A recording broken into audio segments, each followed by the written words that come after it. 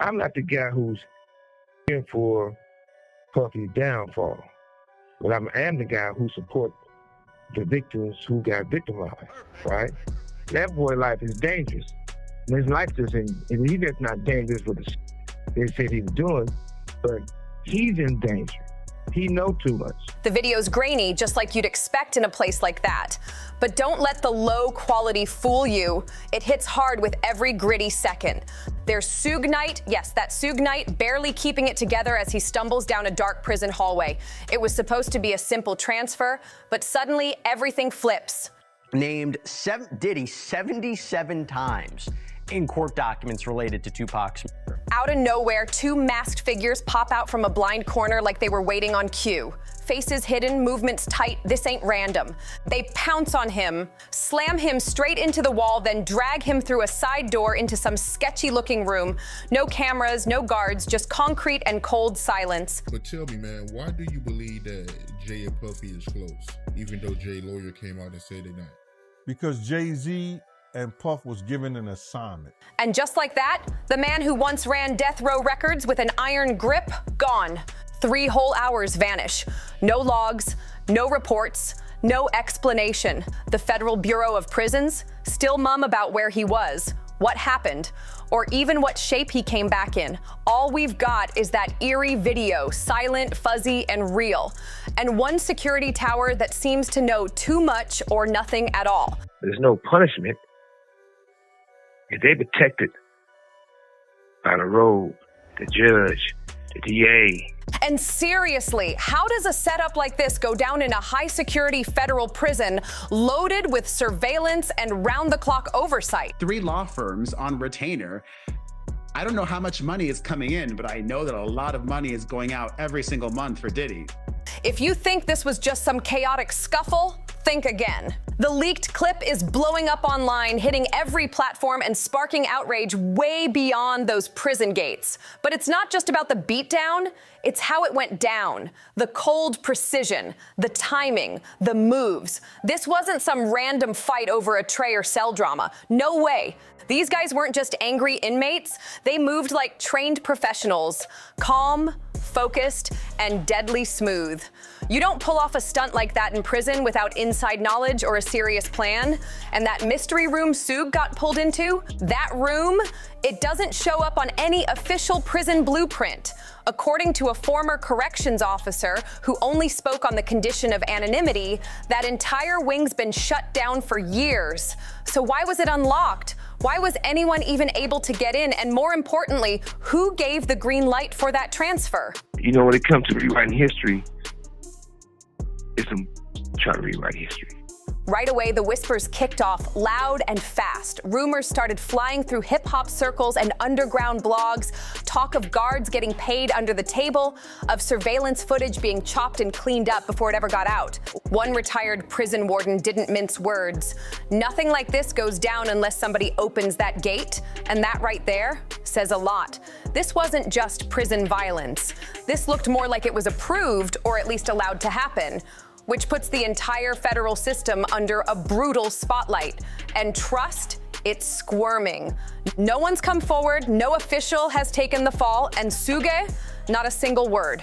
And they was getting a lot of money to make albums and records.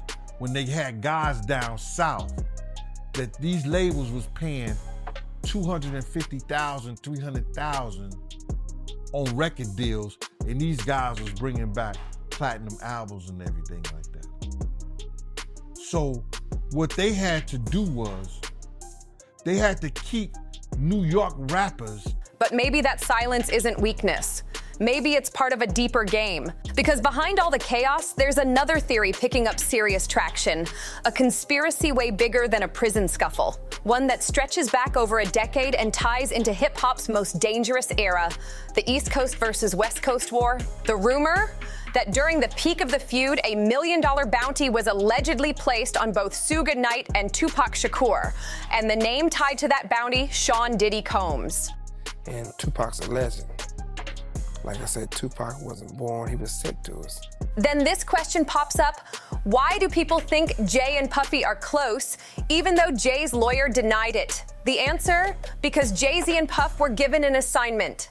Because him and Diddy was given that deal, we got to keep these East Coast rappers down.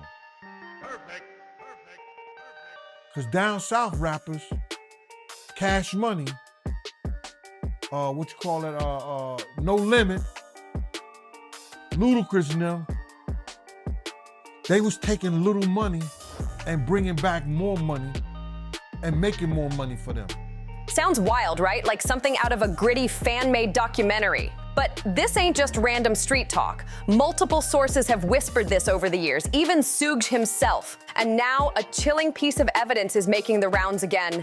A 2009 police interview with Dwayne Keefe D. Davis, the man now facing trial for orchestrating the hit on Shakur. Keefe D. doesn't flinch. Yeah, I think he did, he says when asked if Diddy was behind it. Claims it's the word on the street. Then he drops another bomb, says Diddy once straight up said he'd give anything to see Suge gone. And it doesn't stop there. A former DEA informant backed it up too, claiming Diddy threw a cool $1 million on the table to take out both Tupac and Suge. With all that floating around, that shady prison ambush, it's feeling less like a coincidence and more like someone finally making good on an old hit list. Yes. He hated every bit of it. I remember one time, he was like, who did you grow up listening to? I'm like, Tupac. I ain't mentioned Biggie. That nigga ain't even talk to me for like 4 days after that.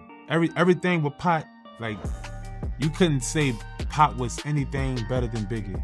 You can't put them in the same realm or nothing. It was all about Biggie. But the real question, why now? Suge's made enemies his whole life. That's nothing new.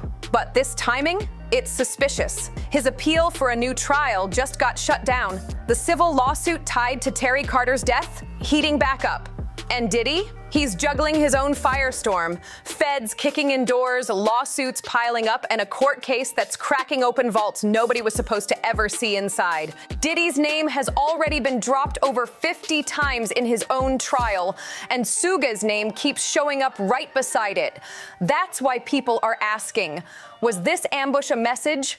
A warning to Suge to keep quiet or else? Let's not forget, Suge's prison podcast, Collect Call, has been stirring up major tension for months. He's been throwing shade and dropping cryptic hints like landmines. Last September, he said loud and clear, Diddy knows. About that little room where dark deals went down, ones that had nothing to do with music. So they was placed to destroy the East Coast rap. And then along came a somebody. They was about to bring East Coast rap back. And there's nothing they could do about it. And this kid was finna put East Coast. Then he warned, they're gonna get you if they can. Some folks brushed it off as just tough talk behind bars, but now it's sounding a lot more like a heads up, or maybe even a goodbye. And there's another twist, one that's been sitting in the background. Suge is still tied, even if barely, to what's left of the old death row empire. Yeah, the name's in Snoop's hands now, but insiders say the real money behind death row, it never left the game. The video didn't just capture a beatdown, it caught a system turning a blind eye in real time. And while all this is blowing up, Diddy's legal team is bleeding cash. Word is, he's got 3 law firms on standby and the money flowing out every month. It's serious. Something's definitely going on behind those fancy walls. And if we're talking enemies, the list is long and ugly. There's Dr. Director Suge once claimed Dre had a hit out on him. He even testified in court that someone showed him canceled checks tied to a plot to take him out. Around the same time Suge ran over Terry Carter in 2015, the very incident that landed him in prison. I think the real reason why they ain't gonna let Puffy out is because they trying to connect that Keefe D situation with Puffy. That's what I really think it is. Because if it came down to some sex trafficking, foolishness and all that, there are buku chumped up charges they couldn't prove. I don't think they got no evidence. I think they trying to keep him in there to lock in that Keefe D. You heard me? That Keefe D situation with Puff. I think that's the only reason why he's still in jail right now. Then there's Ice Cube. Reports say Cube refused to meet with Suge on the Straight Outta Compton set just hours before Terry Carter was killed. That tension, it's been lingering ever since. So now we've got Diddy, Director Cube. all once connected in an industry where violence didn't always come with warnings. In that world, $1 million hit isn't just something out of a rap verse, it's how some people did business. And if that hit's still active, let's be clear, there's no expiration date in street law. Plus, this whole hit theory, it's not brand new. Suge's hinted for years that Tupac's murder in Vegas wasn't random at all. According to him, Shakur begged him to let go. He'd rather die than go back to prison. Suge claims Pac said it himself, all before I go back. That wasn't fear talking, it was prophecy. Tupac saw it coming, and now, decades later, it's like Suge's caught in the exact same game. If this ambush was just the next domino in a war that's been quietly raging since mixtapes were still on cassettes, then who's up next? If this was a hit, who else is still on the list? Deep inside the walls of R.J. Donovan Correctional Facility, the name Suge Knight still carries weight, dangerous weight. His legacy, a double-edged sword. Some respect it, some fear it, and others want to steal it for themselves. Multiple prison sources say that when Suge first arrived, it stirred up the whole yard. Guards whispered, inmates postured. Just being in his orbit gave some folks instant status. But for others, it was a shot to challenge a legend. And now, after that worldwide ambush video, that challenge has morphed into something way more serious, something deadly. Retired correctional officer R.J. Lice broke it down plain. There's always someone trying to make a name off somebody bigger. And you don't get much bigger than Suge Knight. He's been moved before. Solitary, special units, different yards, but the threats, they chase him like shadows. Back in the day, Suge's blood affiliation might have meant protection, but prison isn't the streets. Old loyalties crack, brotherhoods split, and in a 6x8 cell, even your day ones can turn into enemies. Several inmates who've since been transferred out of Donovan spilled some chilling details off the record. Factions inside were planning something for months, not just over rap beefs, not just old scores, but because Suge couldn't keep quiet. That prison podcast of his, Collect Call, has kept his name in people's mouths. He's taken shots at Snoop, Dre, Diddy, even folks the world forgot about. And in a place where silence equals survival, Suge's voice might be painting a target on his back. He's trying to rewrite history, one source said, and not everyone's feeling that. There's also talk, real talk, that Suge's been moving behind the scenes, trying to lock in new prison alliances to protect his spot. Maybe even flip the whole yard's power structure in his favor. One former gang member who did time at Donovan said it best. Suge was trying to move pieces like it was the 90s. But this ain't death row records. It's prison. The rules are different. The game's different. And the throne? It don't mean a thing when the whole castle's on fire. That hunger for control, for relevance, for one last grip on power, it might be the exact reason he's such a marked man. And what about the guards? That's the $1 million question. And nobody inside the system wants to touch it. Since the footage leaked, the Bureau of Prisons has stayed completely silent. No press release, no investigation, no suspensions, not even a one-line acknowledgement that anything even happened. And according to their own rules, when violence like this breaks out, especially at that level, it's supposed to trigger full-blown protocols. Written reports, interviews, footage reviews, the whole checklist. Yet here we are, nothing released, no one charged. That kind of silence, it doesn't come for free. And while we're talking about money, don't forget, labels were throwing hundreds of thousands down south, paying unknown artists $250,000 to $300,000 per deal. These artists turned around and delivered platinum records. So ask yourself, what did they have to do to keep New York's top dogs in control? And more importantly, who had the power to make that happen? Think fake logbooks, cameras malfunctioning, inmates moved into unofficial rooms with no paperwork, hidden wings, quiet transfers, moves nobody's supposed to know about. Sounds like a scene from a conspiracy flick? Maybe, but so did a $1 million hit, until people started naming names and showing proof. And here's where it gets even darker. Sources inside the prison confirmed Suge Knight's been placed in administrative segregation. That's usually code for solitary confinement, but not to protect him. Nope. Word is, they're investigating him for starting the whole thing. Not the masked guys who jumped him, If that sounds backwards, that's because it is. Unless you believe what's being whispered in courtrooms and studio backlots, that this ain't about keeping Suge quiet, it's about setting him up. The timing couldn't be messier. Suge Knight's civil retrial over Terry Carter's death is heating up fast. And now, after the prison attack, his testimony could go from wild to explosive. In court, Suge's already accused the LAPD of working with Dr. Dre to set him up, pointing to so-called canceled checks as proof. Dre denied it all, but the fact that theory even made it into a courtroom, that's wild enough. And after what happened inside prison, that paranoia is starting to feel more like a legit warning shot. What if Suge was planning to drop new allegations and someone caught wind?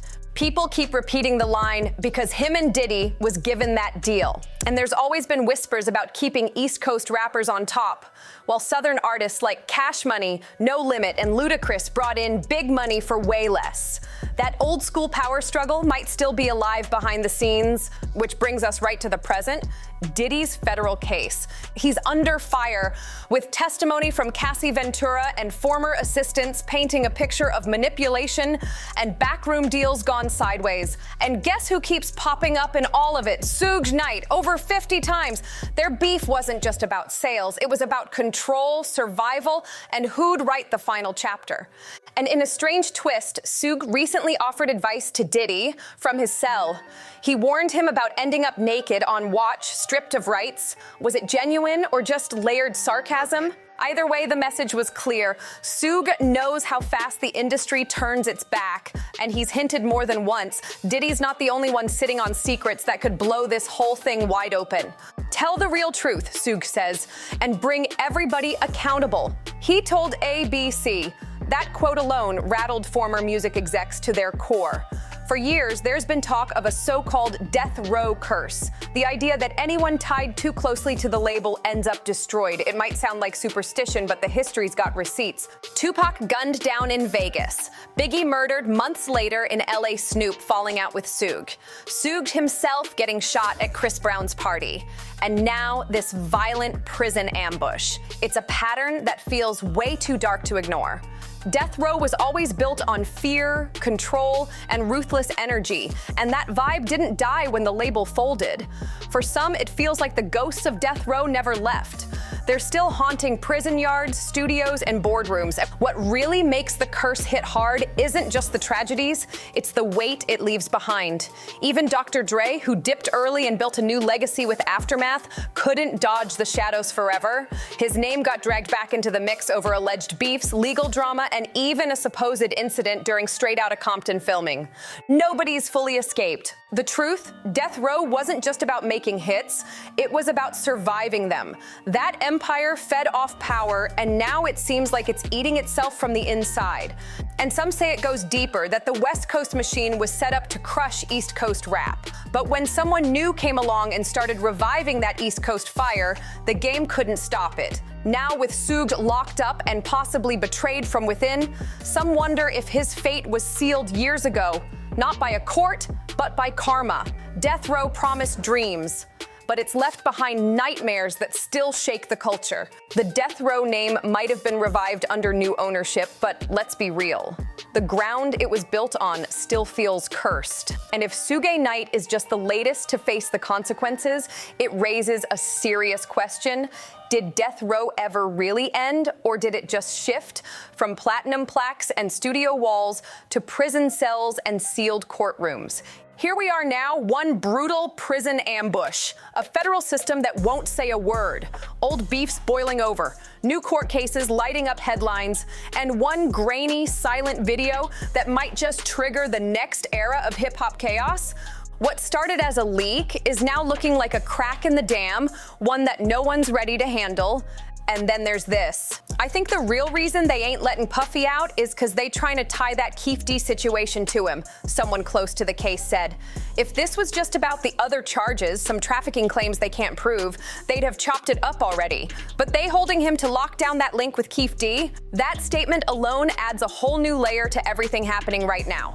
Because what if this attack on Suge wasn't the final move? What if it was just the start? A warning, a signal, a quiet message that unfinished business from the 90s is still on someone's to-do list. And if that's the case, Suge might just be the first domino, not the last. Someone could be out there trying to erase the last voices from that era, one by one. So the real question becomes, who's really pulling the strings? Could the truth behind Tupac and Biggie's unsolved murders be inching closer than it's ever been? Is the silence just fear or something way more dangerous? Let us know what you think. Was this just prison drama or the next chapter in hip-hop's darkest story? Drop your theories in the comments below.